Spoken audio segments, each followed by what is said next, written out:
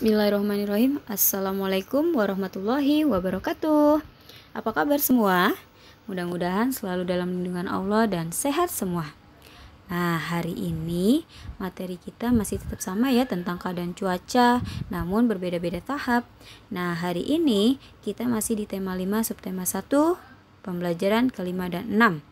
Nah, soli dan solihat, sebelum kita memulai ke materi, ada baiknya kita membaca doa terlebih dahulu agar apa yang Ustazah sampaikan kalian bisa menerimanya dengan baik. Ya, soli dan solihat. Nah, Bismillahirrahmanirrahim. Rabbi zidni ilma warzuqni fahma. Amin ya robbal alamin. Disimak ya materi hari ini. Nah, sebelum kita memulai ke materi, ada baiknya kita selalu mensyukuri karunia Allah yang Maha Esa. Ustazah selalu mengingatkan setiap sebelum pembelajaran atau memulai materi, Ustazah harus memberikan kalian motivasi untuk selalu mensyukuri karunia Allah. Ya, ingat, apa aja selalu ingat ya, mensyukuri karunia Allah itu banyak ya. Dengan kalian bangun pagi, kalian bisa makan, kalian bisa dalam keadaan sehat, itu Masya Allah ya. Nah, Allah yang Maha Esa mengaruniakan kepada manusia banyak nikmat. Sudah sewajarnya jika kita harus bersyukur kepada Allah yang Maha Esa. Salah satu nikmat yang harus kita syukuri adalah nikmat sehat. Dengan nikmat sehat tersebut, kita dapat datang ke sekolah dan belajar bersama teman-teman untuk mendapatkan ilmu. Nah, sebagai bentuk rasa syukur, kalian dapat menerapkan ilmu yang kalian peroleh. Nah, karena untuk sekarang kita tidak bisa datang ke sekolah, namun kita masih bisa bertatap muka dengan menggunakan aplikasi ya, yaitu dengan Google Meet ya, bisa dengan yang lainnya. Insya Allah kita kelak akan bertatap muka dan bisa belajar lagi di sekolah, datang ke sekolah dan bertemu dengan teman-temannya. Soleh dan solihat, banyak-banyak berdoa, mudah-mudahan Allah menghilangkan semua virus-virus yang ada di Indonesia ya, soleh dan solihat, amin. Nah, simak ya materinya. Nah, di sini kita akan mempelajari tentang mengadakan hari pasar. Apa sih Ustazah hari pasar? Hari pasar itu adalah market day. Biasanya kita di sekolah juga mengadakan market day, yaitu kalian berjualan ya, kita jual macam-macam, ada makanan, ada kaligrafi dulu ya, waktu sebelum terjadinya adanya virus ini kita sering ada market day ya, open house. Nah, di sini tentang mengadakan hari pasar. Nah, di sini di halaman 38 kalian bisa buka. Nah, Ana sangat senang belajar menulis kalimat dengan kosakata baru. Dengan cara itu ia semakin mengenal banyak kata. Ketika bel istirahat berbunyi, Bu Guru menyampaikan pengumuman nih tentang kegiatan hari pasar atau market day yang akan dilaksanakan minggu depan. Anak-anak diminta membentuk kelompok terdiri 4-5 siswa. Setiap kelompok menyiapkan makanan tradisional daerah masing-masing untuk dijual di acara pasar. Nah, sepulang sekolah, Ana berkumpul bersama anggota kelompoknya untuk mendiskusikan acara hari pasar tersebut. Mereka berbagi tugas menyelesaikan kegiatan pasar. Nah, di sini ada percakapannya ya, Ana, Rasti, Melani, dan Ahmad. Jadi rencananya makanan apa saja yang akan kita jual? Kata Ana. Kita jual makanan yang tahan lama dan tidak mudah basi, kata Rasti. Setuju. Acara hari pasar kan diselenggarakan sampai jam 12. Bagaimana kalau kita jualan martabak saja? Tidak perlu jualan banyak jenis, kata Melani. Lalu Ahmad berkata, setuju. Kita belajar dulu cara membuatnya. Kan masih ada waktu 1 minggu. Nah, itu adalah percakapan antara Ana, Rasti, Melani, dan Ahmad dalam membuat apa? Membuat untuk acara market day, yaitu bikin martabak ya. Nah, selanjutnya di sini mencari informasi tentang makanan tradisional. Nah, Indonesia terdiri dari beberapa pulau. Di setiap pulau didiami beberapa suku bangsa. Masyarakat setiap suku bangsa tersebut memiliki adat, salah satunya berupa makanan tradisional. Sebagai contoh, di Sulawesi terdapat makanan khas yaitu konro yang merupakan makanan khas daerah Makassar. Nah, di Jawa ada makanan khas yaitu gudeg yang merupakan makanan khas dari daerah Yogyakarta. Betul. Nah, masih banyak lagi ya makanan tradisional lainnya. Coba kalian nanti carilah informasi ya makanan-makanan dari daerah Indonesia nih, misalkan Jawa, Kalimantan, Sulawesi, Sumatera, Madura ya, dan macam-macam. Nanti kalian cari ya.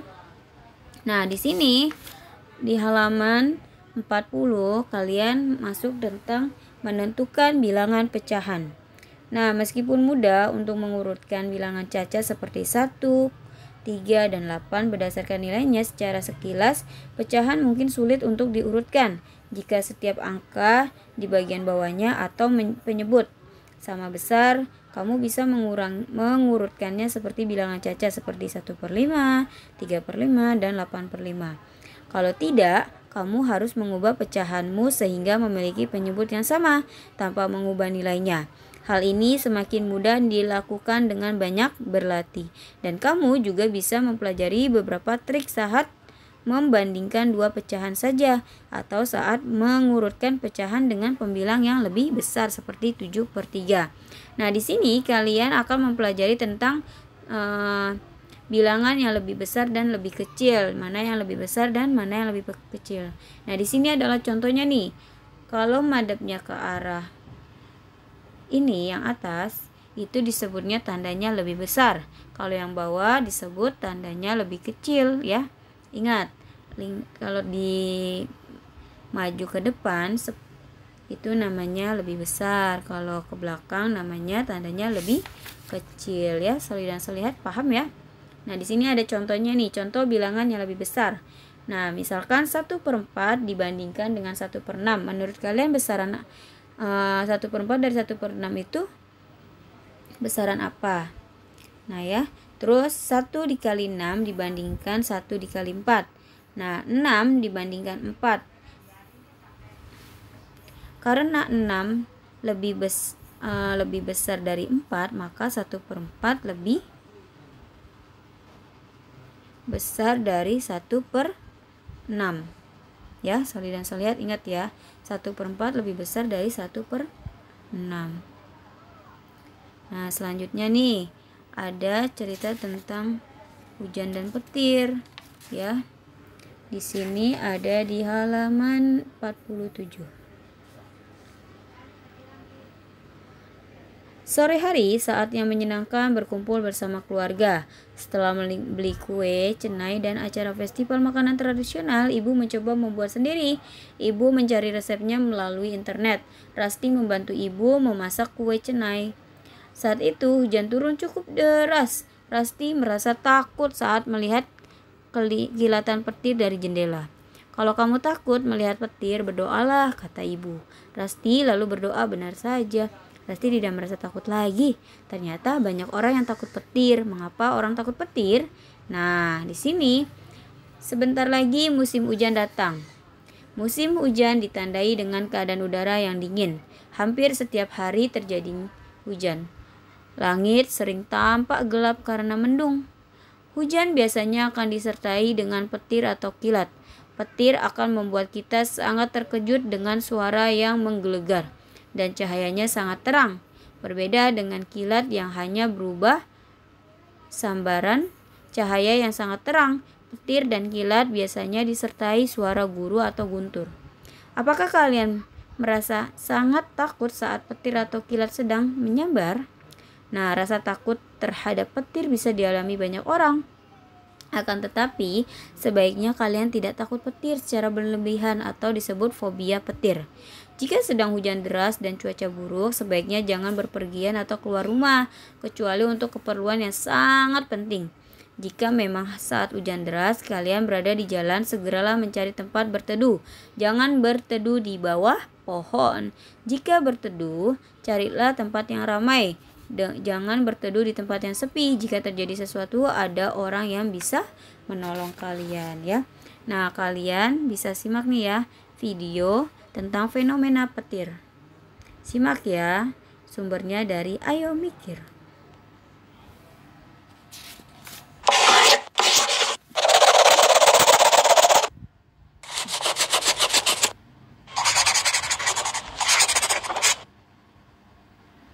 Hai, menjelang akhir tahun, intensitas hujan di Indonesia akan semakin meningkat dan biasanya ketika hujan selalu diikuti dengan adanya petir. Apakah kamu tahu bahwa faktanya fenomena petir dapat kita temui dengan mudah di kehidupan sehari-hari? Ketika kita berjalan di atas karpet dan kemudian kita memegang gagang pintu, terkadang kita akan merasakan sensasi kesetrum. Itulah fenomena petir dalam skala yang sangat kecil yang dinamakan listrik statis. Listrik statis bermuatan listrik yang sangat kecil dan hanya berada di satu tempat selama beberapa saat. Listrik statis dapat dibuat dengan cara menggosokkan dua benda secara bersamaan, sedangkan fenomena petir yang biasa kita temui di langit merupakan fenomena yang sama namun dengan skala yang lebih besar. Pada awan hujan atau awan cumulonimbus, terdapat partikel es yang bergesekan satu sama lain yang menyebabkan meningkatnya muatan listrik di dalam awan. Seperti yang kita ketahui, terdapat dua jenis muatan listrik, yaitu muatan positif dan muatan negatif. Kedua muatan ini bekerja persis seperti magnet, di mana muatan yang berbeda akan saling tarik-menarik dan muatan yang sama akan saling tolak-menolak. Pada kasus petir, awan hujan berisi muatan positif pada bagian atas dan muatan negatif pada bagian bawah awan. Ketika ada benda yang bermuatan positif mendekati awan seperti pohon atau menara, maka boom, petir akan menyambar benda tersebut. Jadi, berdasarkan penjelasan tersebut, mitos mengenai petir yang tidak bisa menyambar di tempat yang sama adalah salah besar. Karena faktanya banyak menara, gedung, maupun pohon di dunia yang tersambar petir berulang kali. Semua petir yang menyambar memiliki suhu yang sangat tinggi dan panas inilah yang menyebabkan suara guntur terjadi. Hal ini terjadi ketika setiap partikel yang ada di udara menerima panas yang sangat ekstrim dari petir. Sehingga setiap partikel yang terkena petir bergerak sangat cepat yang mengakibatkan partikel dengan suhu lebih rendah di sekitarnya terlempar menjauh dengan sangat cepat. Dan pergerakan inilah yang kita dengar sebagai guntur. Karena kecepatan cahaya lebih cepat daripada kecepatan suara, maka petir akan terjadi lebih dahulu yang kemudian diikuti suara guntur beberapa detik kemudian. Untuk info tambahan, faktanya setiap satu sambaran petir mengandung energi yang dapat digunakan untuk menyalakan lampu 100 watt selama 3 bulan. Gratis! Jadi apa yang kamu lakukan ketika kamu dapat mengolah energi petir? Ceritakan jawabanmu di kolom komentar. Kamu punya pertanyaan seputar sains? Tuliskan pertanyaanmu di kolom komentar. Nah,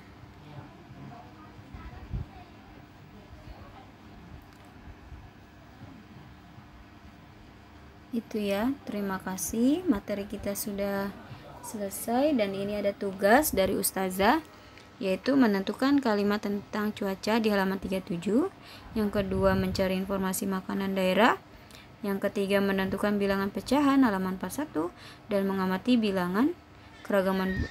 keragaman budaya Indonesia di halaman 44 dan mendiskusikan teks tentang cuaca di halaman 47.